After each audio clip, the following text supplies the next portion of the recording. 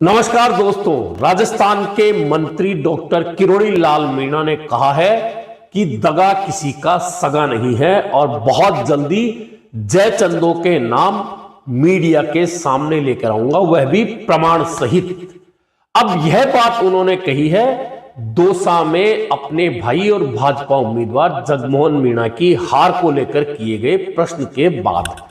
दरअसल डॉक्टर किरोड़ी लाल मीणा लगातार इस बात को लेकर संघर्ष करते रहे हैं, वह चाहे कांग्रेस की सरकार हो और अब चाहे भाजपा की सरकार हो, कि एसआई भर्ती परीक्षा रद्द हो। इसके अलावा जिन परीक्षाओं में पेपर लीक हुए हैं वे रद्द हो। इसके अलावा भ्रष्टाचार को लेकर, मामलों को लेकर भी लगातार डॉक्टर किरोड़ी लाल मीणा, चाहे भाजपा की सरकार रही हो और अब चाहे कांग्रेस की सरकार हो, लगातार आवाज उठा रहे हैं।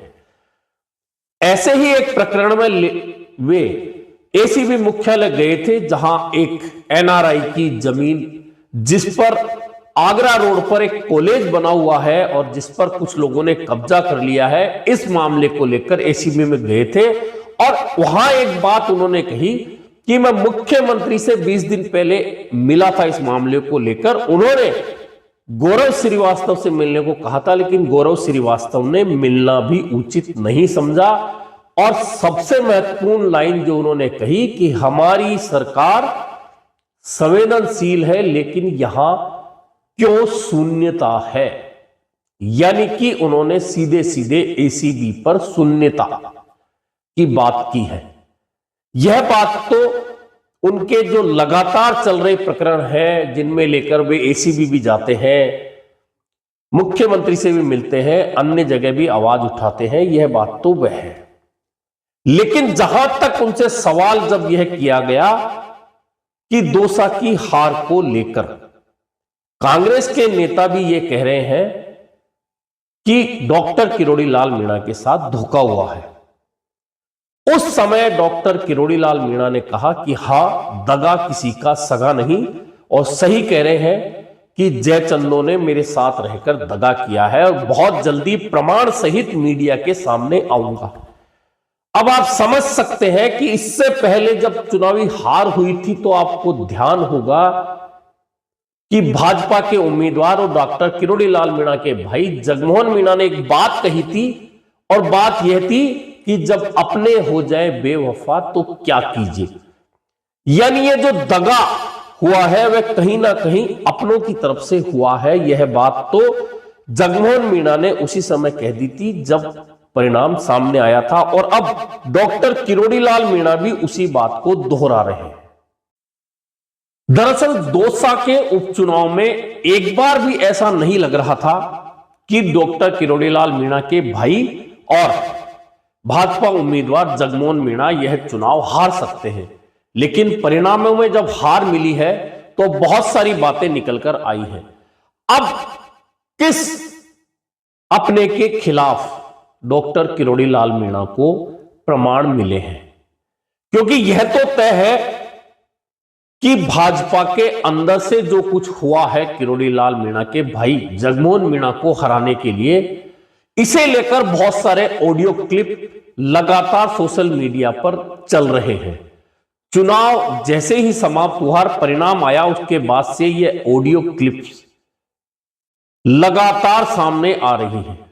और यह भी तय है कि जब डॉक्टर किरोड़ी लाल मीणा प्रमाण सहित मीडिया के सामने उन लोगों के नाम लाएंगे तो भाजपा में बवाल मचना तय है।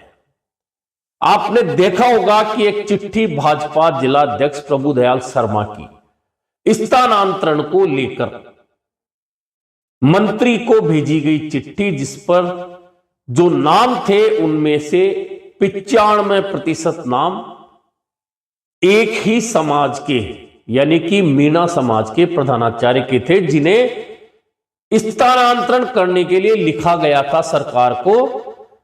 और वह कॉन्फिडेंशियल चिट्ठी जो मंत्री के यहां गई होगी, जिस पर नोट लगा हुआ है, जिस पे लिखा हुआ है सिरोही, जैसलमेर, बाड़मेर भी इन लोगों को लगाया जा सकता है, वह सोशल मीडिया पर आई थी। बवाल मच रहा है, यानी कि उस चिट्ठी का कमाल भी कहीं ना कहीं इस चुनाव में हुआ है।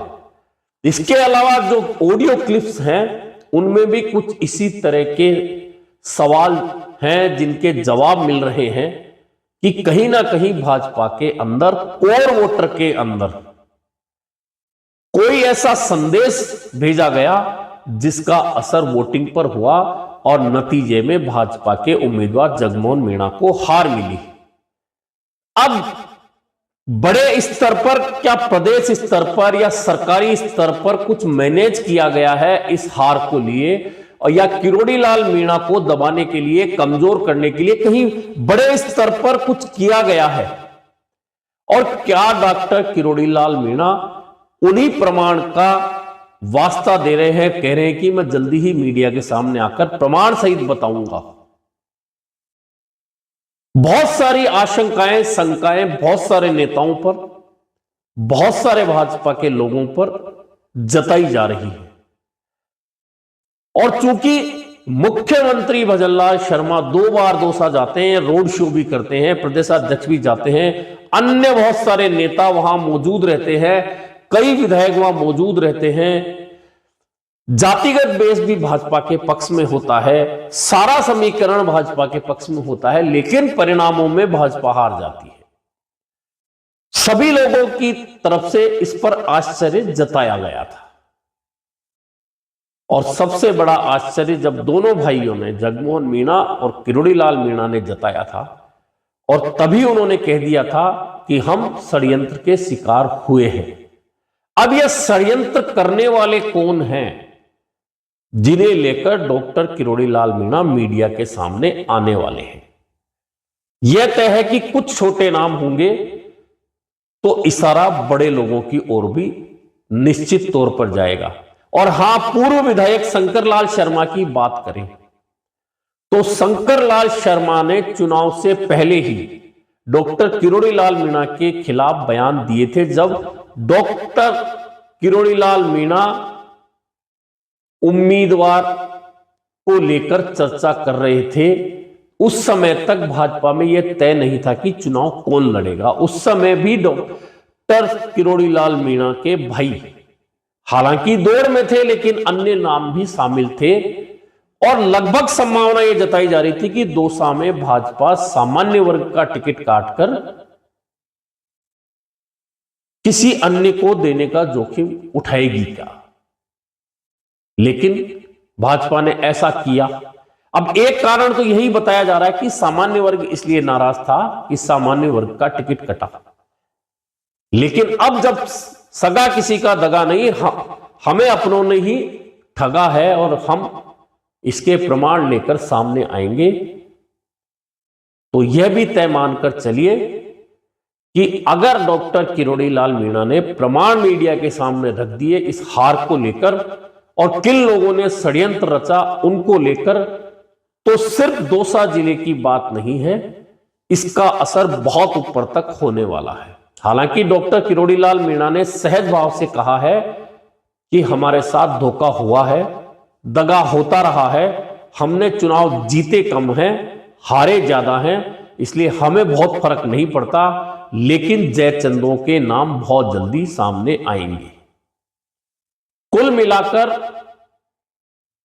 अपनी उम्र के आखिरी पड़ाव की ओर बढ़ रहे, राजनीतिक रूप से आखिरी पड़ाव की ओर बढ़ रहे डॉक्टर किरोड़ी लाल मीणा के लिए इस हार को सहन करना बहुत सहज नहीं है।